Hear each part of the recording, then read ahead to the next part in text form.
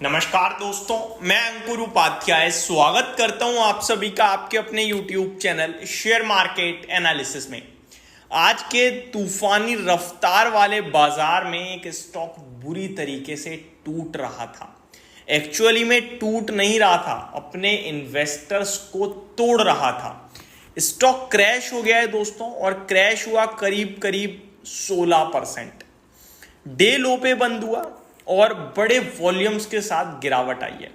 अब ये गिरावट ऑब्वियस है किसी ना किसी रीजन से ही होगी। जब अच्छे बाजार में शेयर टूट जाए तो कोई रीजन होता है गिरावट का, और मैं हमेशा कहता हूं अगर कोई टेम्पररी रीजन से स्टॉक टूटे तो लेना चाहिए, और कोई ऐसा रीजन हो जिसकी वजह से कंपनी के फाइनेंशियल्स पे डेंट पड़ेगा और वो कब रिपेयर होगा किसी को नहीं पता है, तो उससे सावधान हो जाना चाहिए। ये स्टॉक दूसरी लिस्ट में आने वाला है, यानी कि इसके फाइनेंशियल्स पे इंपैक्ट पड़ेगा, भारी इंपैक्ट पड़ेगा, और इससे सावधान होना चाहिए क्योंकि इसकी रिपेयरिंग थोड़ा मुश्किल होगी, और कब होगी अभी पता नहीं है। जैसे ही रिपेयरिंग की खबर आएगी ये वापस से भागेगा, लेकिन अभी थोड़ी चिंताएं बढ़ रही हैं दोस्तों। स्टॉक है फार्मा क्षेत्र का, और फार्मा क्षेत्र इस समय मार्केट की तेजी को लीड कर रहा है। उस क्षेत्र से ये स्टॉक आज टूटा है। स्टॉक का नाम है दोस्तों ग्रैन्यूल्स इंडिया। आई थिंक मुझे बताने की भी जरूरत नहीं हुई होगी इसके नाम को, क्योंकि आप सभी को समझ में आ गया होगा। इस बढ़ते बाजार में फार्मा से अगर कोई क्रैश हुआ है तो वो ग्रैन्यूल्स है। 16.5% शेयर क्रैश हुआ है, 113 रुपए टूट गया है दोस्तों। 565 के लेवल्स पे क्लोजिंग आई है। 690 का तो इसका आज का डे हाई है।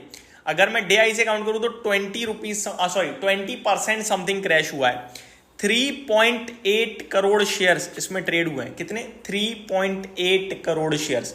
एवरेज वॉल्यूम अगर आप काउंट करोगे ना इस स्टॉक के, तो उसके सामने काफी ज्यादा हैवी वॉल्यूम्स है। मैं आपको बताना चाहूंगा एवरेज कल की बताऊं। पहले मैं कल का वॉल्यूम था 16 लाख शेयर्स का, 5 दिन का एवरेज है 32 लाख शेयर्स का, और 30 डेज का एवरेज वॉल्यूम है 28 लाख का स्पेसिफिकली बोलूं तो।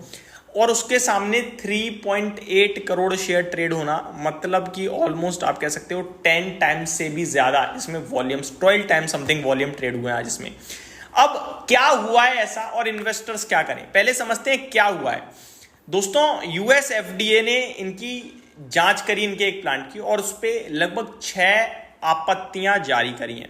यहां तक ठीक था। यूएस एफडीए जांच करता है प्लांट्स पे, आपत्तियां जारी कर देता है और स्टॉक टूटता है 5-7%, 3-4% नॉर्मली, और अगले दिन से रिबाउंड करना शुरू करता है।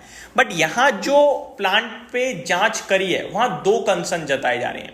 पहला, ग्रेन्यूल्स के लिए बोला जा रहा है कि ग्रेन्यूल्स कोई ऐसा स्पेशल मटेरियल बनाता ही नहीं है फार्मा में कि उसकी जांच करी जाए। अगर फिर भी जांच हो रही है तो कुछ आना तो बिल्कुल भी नहीं चाहिए, और जांच के बाद 6 आपत्तियां आ रही हैं, ये कुछ दिक्कत है। अब जांच में जो आपत्तियां आई हैं वो अपने आप में बहुत बड़ी बड़ी आपत्तियां हैं, और इन सबसे ऊपर जिस प्लांट पे ये आपत्तियां जारी करी गई हैं वो प्लांट कंपनी के लिए सबसे इनफैक्ट वो प्लांट ही पूरी कंपनी है, ये मान लो। अब कैसे वो समझो।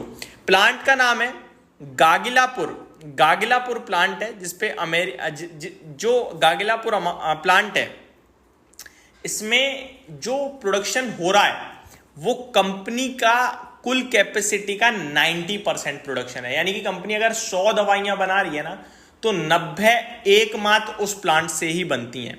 उस प्लांट से जो प्रोडक्शन होता है वो 90% है कैपेसिटी का, और जो बिकवाली होती है, बिक्री रेवेन्यू, उसका 71% उसी प्लांट की सेलिंग से आता है। यानी उस प्लांट में जो प्रोडक्ट बन रहा है वो बिकता है, उसकी 71% का रेवेन्यू है। और उस प्लांट अमेरिका में जो माल भेजते हैं, ये टोटल अमेरिका में जो बिक रहा है इनका ग्रेन्यूल्स का, उसका 47% गागिलापुर प्लांट से आता है। तो इसकी इंपॉर्टेंस समझो। अब 3 लेवल पे इंपॉर्टेंस समझो। पहली, अमेरिका में आप 100 रुपए का रेवेन्यू कर रहे हो तो 47 रुपए का रेवेन्यू गागिलापुर प्लांट से आ रहा है, ठीक है। दूसरी, अगर आप टोटल प्रोडक्शन कंपनी का 100 यूनिट किसी भी चीज का 100 कर रहे हो तो 90 आपकी गागिलापुर प्लांट में हो रही है 90% कैपेसिटी पे। तीसरा, आपकी टोटल रेवेन्यू 100 करोड़ की है तो 71 करोड़ का रेवेन्यू गागिलापुर प्लांट ले रहा है। तो ये समझाता है कि वो कितना इंपॉर्टेंट प्लांट है जिसपे ये आपत्तियां जारी करी गई हैं। यूएस एफडीए की तरफ से आपत्तियां जारी हुई हैं, और यहां सबसे बड़ा कंसर्न ये है कि बताया ये भी जा रहा है कि जब जांच हो रही थी तो कुछ ऐसा भी पाया गया है कि इन्होंने जो रिसर्च, जो R&D करके जो काम करते हैं या फिर जो डेटा लिखा होता है उसको फाड़ा है, पन्ने फाड़ दिए हैं। डाटा इंटीग्रिटी का मामला हो सकता है गंभीर। अगर डेटा इंटीग्रिटी का मामला सामने आया तो फिर बहुत बड़ी दिक्कत आएगी। और ये जो डेटा को फाड़ना है ना, यहीं पे आ जाता है डेटा इंटीग्रिटी का मामला। अब मैं आपके साथ बात करता हूं, अगर ये सारी डेटा इंटीग्रिटी आए तो बैन लगा देंगे। अगर बैन लगता है तो इनकी आय, रेवेन्यू में 30 से 40% कमी आ सकती है, 30 से 40%। और बैन लगने के बाद नॉर्मली जो बैन वापस से खुलता है वो 1 से 3 साल में खुलता है दोस्तों। मामला सुलझने तक अपसाइड खत्म हो जाएगी ऑलमोस्ट, आप ये कह सकते हो। अब आगे मैं आपके साथ कुछ और भी इंपॉर्टेंट बताता हूं। देखो, जो ग्रेन्यूल्स कर रहा है ना, पैरासीटामोल का सॉल्ट बनाता है, यही काम आपका IOL केमिकल भी करता है और डीवीज भी करता है। क्योंकि डीवीज बहुत बड़े लेवल पे कर रहा है, पैरासीटामोल का नहीं, और भी उसके पास बहुत सॉल्ट है। वो बहुत दिग्गज कंपनी है, मैं बहुत पसंद करता हूं उसे लॉन्ग टर्म से। तो उस पर तो इंपैक्ट नहीं आया, लेकिन IOC केमिकल पे आप देखो कितना बड़ा, IOL केमिकल पे देखो, ये 15% गिरा है, वो 15% बढ़ गया ऑलमोस्ट। अब मैं आपको बताता हूं हुआ क्या है। US FDA की तरफ से 483 फॉर्म जारी करा गया है। गागलापुर यूनिट को US FDA ने 6 आपत्तियां जारी करी हैं, 6 ऑब्जर्वेशन, 1 आपत्ति और 3 आपत्ति वार्निंग लेटर जारी होने की पूरी आशंका जताई जा रही है। उपकरण और सामान साफ नहीं मिले, यानी कि जिसमें ये कामकाज करके बनाते हैं ना, वो साफ नहीं रखते हैं, साफ सुथरे नहीं थे।